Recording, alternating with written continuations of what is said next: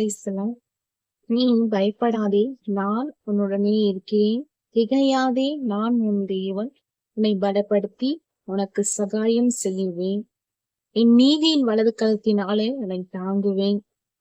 ஏசாயா 41 10ஆம் அதிகாரத்தில் நம்ம பார்க்கிறோம். ஏசப்பா நம்மள எல்லா காரியத்தை குறித்தும் பயப்படாதீங்க. வியாதியா, கஷ்டமா, நாசமோசங்களா, தனிமையின் பாதையா, கண்டிப்பா பயப்படாதீங்க. ஏசப்பா உங்களுக்கு துணை நிற்கிறார். எப்பேற்பட்ட வியாதியா இருந்தாலும், எப்பேற்பட்ட வெளியில சொல்ல முடியாத பிரச்சனைகளா இருந்தாலும், என் தேவன் அதை தீர்வு செய்ய வல்லவரா இருக்கிறார். நீங்க பயப்படாதீங்க.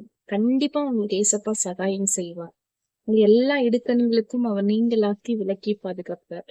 சூப்பரான ஒரு பாட்டு ஒண்ணு எழுதியிருக்காங்க.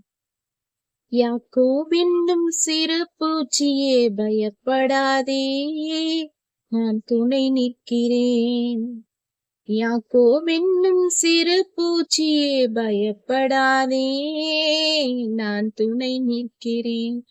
யாக்கோபே என் யாக்கோபே என் யாக்கோபே பயப்படாதே, நான் துணை நிற்கிறேன். பயப்படாதே, நான் துணை நிற்கிறேன். உனது கூடாரம் அழகாய் மாற்றிடுவேன். நீ பரவி போகின்ற ஆராய் மாறிடுவாய். உனது கூடாரம் அழகாய் மாற்றிடுவேன். நீ பரவி போகின்ற ஆராய் மாறிடுவாய். யாக்கோபே என் யாக்கோபே என் யாக்கோபே பயப்படாதே, நான் துணை நிற்கிறேன். பயப்படாதே, நான் துணை நிற்கிறேன்.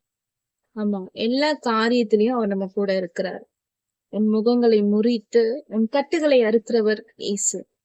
அவர் நம்மள எல்லா காரியங்களிலும் முன்வைக்கும் பொழுது அவர் நம்மளை எந்த இடத்துல என்ன பண்ண மாட்டார், தலை குனிய மாட்டார். இன்று முதல் ஆசீர்வாதத்தை நம்ம காண்போம். கிறிஸ்து லார்ட்.